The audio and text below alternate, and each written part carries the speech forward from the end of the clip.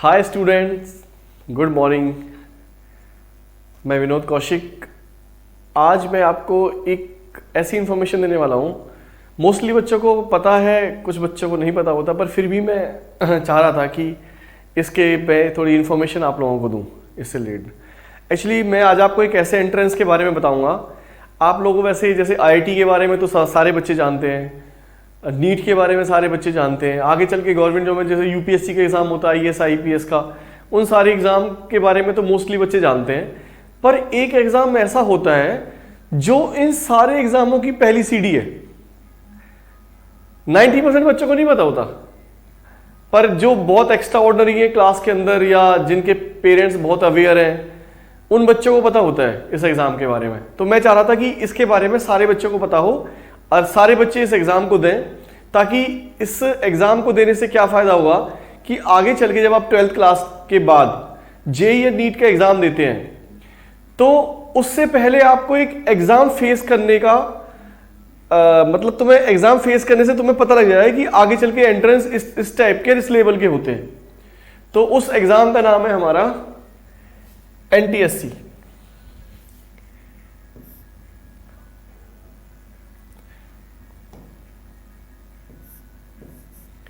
NTSE national talent search exam.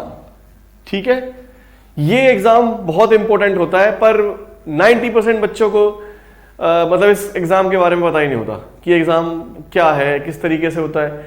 आधे तो school वालों को नहीं पता होता कि एग्जाम क्या होता है, किस तरीके से होता है, कब इसका एग्जाम होता है, कब किस तरीके से फॉर्म फिलअप होता है। आधे से 10 स्कूल वालों को नहीं पता होता। पर जो स्कूल एडवांस है या जिनके प्रिंसिपल्स बिल्कुल एकदम अवेयर रहते हैं, वो इसके बारे में बहुत जानते हैं, इस एग्जाम के बारे में।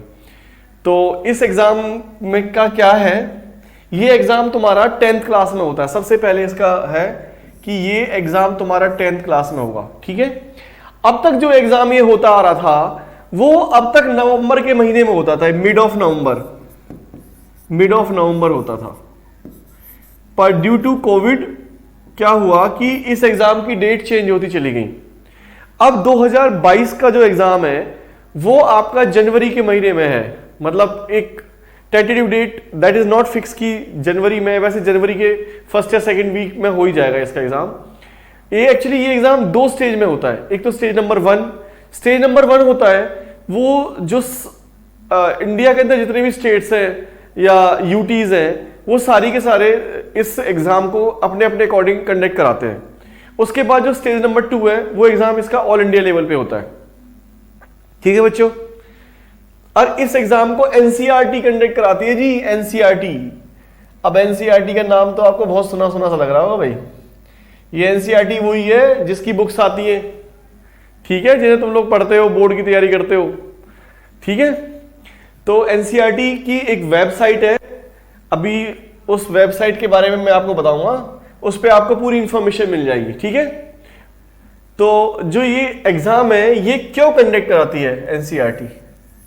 इस एग्जाम का जो ऑब्जेक्ट होता है इस एग्जाम को कंडक्ट कराने का, वो ये होता है जो एक्स्ट्रा ऑर्डिनरी स्टूडेंट्स हैं उनको एक एप्रिसिएशन मिले, उनको एक स्कॉलरशिप की फॉर्म में वो एनटीएससी के एग्जाम के थ्रू उन्हें एक स्कॉलरशिप देती है वो। ठीक है, वो स्कॉलरशिप उनकी 11th क्लास से स्टार्ट होती है, 11th में होती है, फिर 12th में होती है, फिर उसके बाद जब बच्चे कॉलेज जाते हैं, जब यूजी कोर्सेज करते हैं उसमें भी होती है, यूजी कोर्सेज के अंदर भी होती है, और उसके बाद जब वो पीजी करते हैं ना तो पीजी कोर्सेज में भी होती है। ठीक है, स्कॉलरशिप क्लासेस के अकॉर्डिंग होती है, ये नहीं है कि जो 11th 12th में होगा वो तुम्हारे कॉलेज में भी होगा। ये स्कॉलरशिप वैसे बहुत कम अमाउंट होती है। हालांकि जैसे आजकल के बच्चे हो, तुम लोग इतने बड़े बड़े स्कूल्स में पढ़ते हो, बड़े बड़े स्कूल्स हैं, उनकी फीस ही इतनी जाती है, 15-20 हज़ार रुपये फीस जाती है। कुछ स्कूलों की तो और भी ज़्यादा फीस है। तो इसकी जो स्कॉलरशिप मिलती है वो 1250 रुपीज से स्टार्ट होती है। तो 1250 रुपीज तो इतने का तुम जाके ना पिज्जा खा जाते होंगे जब तुम मार्केट में इतने का तो पिज्जा खा जाते हो, या अगर कहीं चले गए दोस्तों के साथ पार्टी कर ली तो इतने पैसे तो तुम वैसे ही खर्च कर देते हो। पर बात यहाँ पे पैसे की नहीं हो रही, पैसा मैटर नहीं करता, पैसा मैटर करता है यहाँ पे स्कॉलरशिप, एक एप्रिसिएशन जो होता है। अगर तुम कोई अच्छा काम करते हो तो या कोई अच्छा काम करते हो तो उसका एक एप्रिसिएशन मिल जाता है आप लोगों को। तो ये अमाउंट है 1250 से स्टार्ट होती है। ठीक है, जो ये एग्जाम है, इस एग्जाम को एनटीएससी कंडक्ट कराता है। ठीक है, और जो एग्जाम है वो साल में एक बार ही होता है, और वो जो इसकी एप्लीकेशन फॉर्म होता है वो ऑनलाइन भरा जाता है, पर एग्जाम ऑफलाइन होगा, फॉर्म ऑनलाइन भरा जाएगा। ठीक है, उसके बाद जो एग्जाम होता है वो 4 आवर्स का होता है, क्योंकि बेसिकली क्या है, ये एग्जाम 2 पार्ट में डिवाइड होता है, एक होता है सेट और एक होता है मैट। ठीक है, जो मैट है वो भी 2 आवर्स का होता है इसका एग्जाम, और सेट में भी 2 आवर्स होते हैं। ठीक है, मतलब एक तरीके से 4 घंटे का एग्जाम हो गया ये 4 आवर्स का। ठीक है, अब इसका जो स्टेज नंबर 1 होता है वो स्टेट लेवल पे होता है। सारे स्टेट्स अलग अलग डेट्स देके इस एग्जाम को कंडक्ट कराते हैं। सारे स्टेट्स अलग अलग डेट देते हैं, किसी की कोई डेट पंजाब की कुछ है, हरियाणा की कुछ है, राजस्थान की है, केरला की कोई और डेट है। हर कोई स्टेट्स अपने अपने अकॉर्डिंग डेट्स इसकी अलग अलग देते रहते हैं, अपने अकॉर्डिंग इस एग्जाम को कंडक्ट कराते हैं। तो स्टेज नंबर 1 जो है ऑब्जेक्टिव टाइप होते हैं इसमें क्वेश्चंस। ठीक है, ऐसे ही स्टेज नंबर 2 है। जब स्टेज नंबर 2 होता है तो ये ऑल इंडिया लेवल पे होता है, ये वाला एग्जाम ऑल इंडिया लेवल पे होता है। ठीक है, तो 2 पार्ट्स में होता है। उसके बाद जो अभी जो इसकी मैं डेट बता रहा था आपको, इस बार ड्यू टू द कोविड 2-3 साल से डेट इसकी आगे पीछे हो रही है। वैसे जो एग्जाम होता है वो नवंबर के 1st या 2nd वीक के अंदर होता है।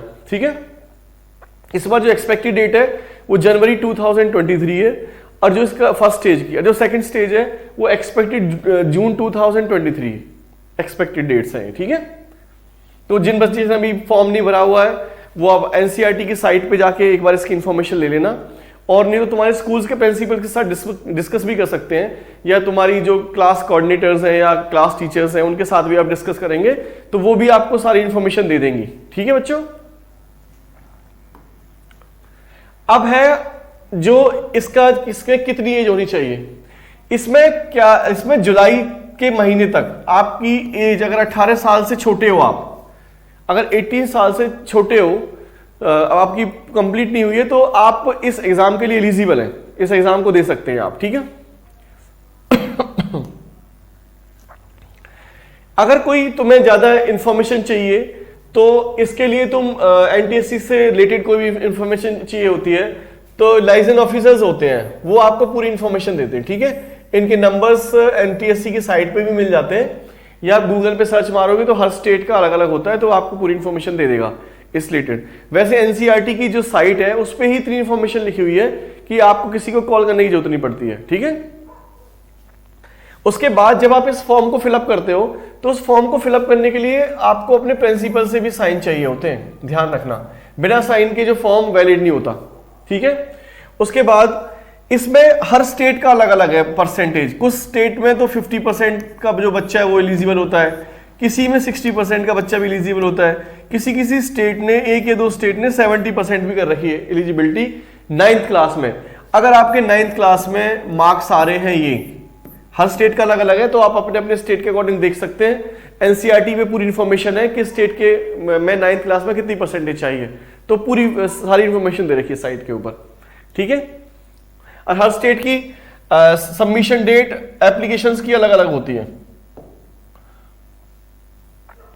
इसमें वेबसाइट भी दे रखी है, ये वाली वेबसाइट है इसकी www.ncrt.nic.in, इसको नोट कर लो। अगर आपको कोई भी इंफॉर्मेशन चाहिए तो इस वेबसाइट से भी ले सकते हो आप।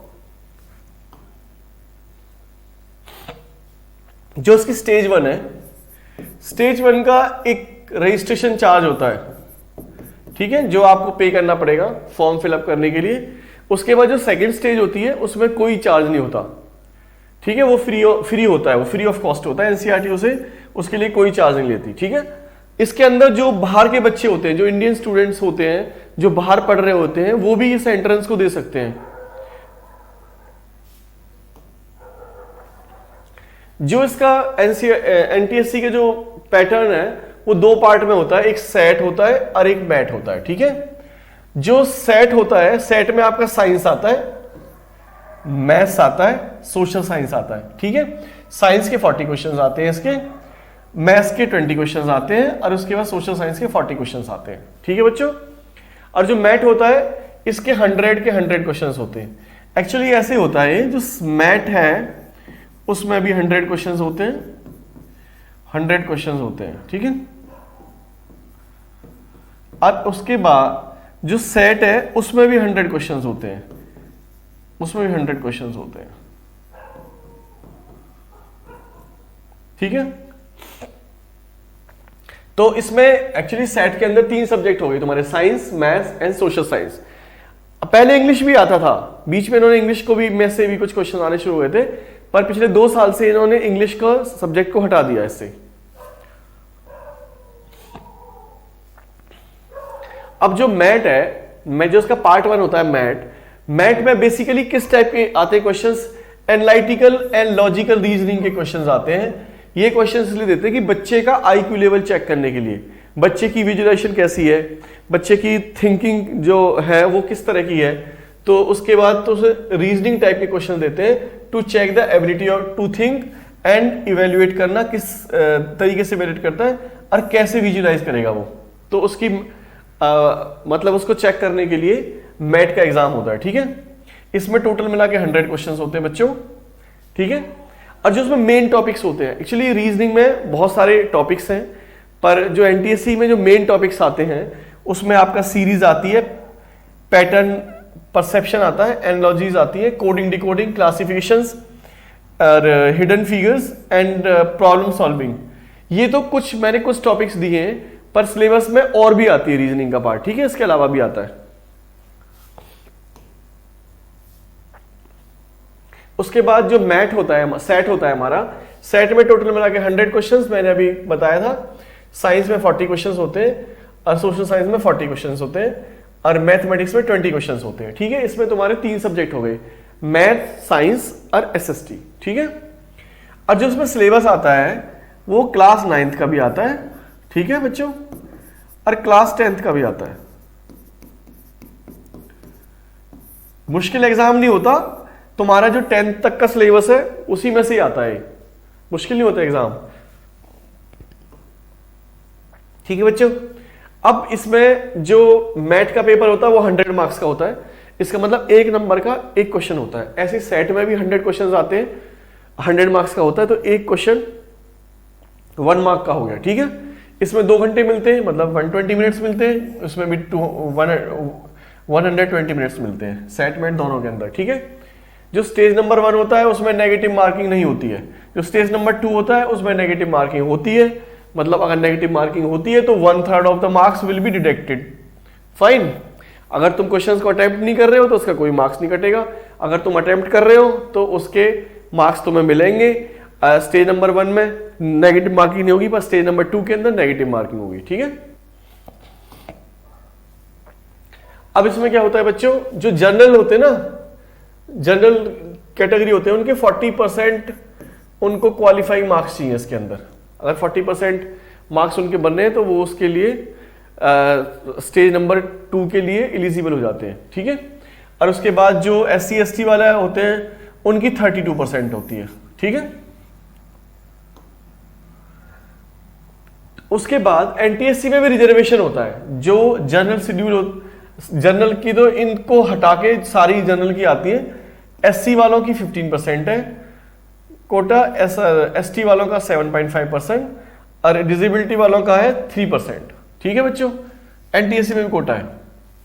उसके बाद अब आपको जो स्कॉलरशिप क्या मिलती है, स्कॉलरशिप मिलती है तुम्हें, जो 11th 12th क्लास होती है उसके अंदर मिलता है आपको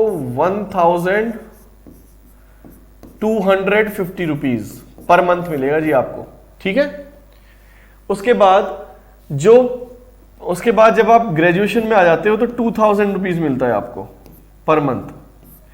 और उसके बाद जब पोस्ट ग्रेजुएशन में आते हो तो it is depend university to university, उन यूनिवर्सिटी का क्या रूल रेगुलेशंस है वो अपने अकॉर्डिंग से ही इन्हें आप लोगों को स्कॉलरशिप देंगे, ठीक है। ये इसमें एनटीएससी की स्कॉलरशिप है। तो स्कॉलरशिप तो मैटर बहुत करती है हमारे लिए, किसी किसी के लिए तो बहुत मैटर करती है, पर किसी किसी के लिए बहुत कम मैटर करती है। पर इस एग्जाम से आपको बहुत कुछ सीखने को मिलेगा। अगर इस एग्जाम की आप तैयारी करते हो तो आपकी बोर्ड की प्रिपरेशन इसके साथ साथ ही हो जाती है। ऐसा नहीं है कि आपको इसके लिए अलग से पढ़ना पड़ेगा, पर जो पढ़ रहे हो उसको अच्छी तरह पढ़ना पड़ेगा, इससे आपका आईक्यू लेवल बहुत इंक्रीज हो जाता है। जरूरी नहीं है कि सारे बच्चों का एनटीएससी में सिलेक्शन हो जाता है, पर इससे आपके मतलब क्वेश्चंस सॉल्व करने की स्पीड बहुत इंक्रीज हो जाती है और आपका आईक्यू लेवल बहुत बढ़ जाता है। ठीक है बच्चों, तो मैं चाहूंगा कि जो बच्चे इस बार 9 से 10th में आए वो मैक्सिमम बच्चे, पर परसेंटेज जरूर मैटर करेगी। पता लगे 40% का बच्चा है तो वो बच्चा एलिजिबल नहीं होगा एंट्रेंस देने के लिए। तो अपने स्कूल के, जो आपके स्कूल जिस स्टेट में आता है उसमें क्या क्या मतलब कितनी परसेंटेज 9th क्लास में चाहिए उसके अकॉर्डिंग आप देख लेना और उसके बाद फॉर्म फिलअप कर सकते हो। और ये बहुत ही अच्छा एग्जाम है, इसकी जरूर तैयारी करें। अगर आपको IIT JEE या आगे चल के गवर्नमेंट जॉब की तैयारी करना चाहते हो तो एक तरीके से ये फर्स्ट स्टेप है। इस स्टेप से आपको पता लगेगा कि आगे चल के एंट्रेंस कैसे देने हैं, आपको ये पता लग जाएगा। ठीक है बच्चों, okay, thank you very much, thank you बच्चों।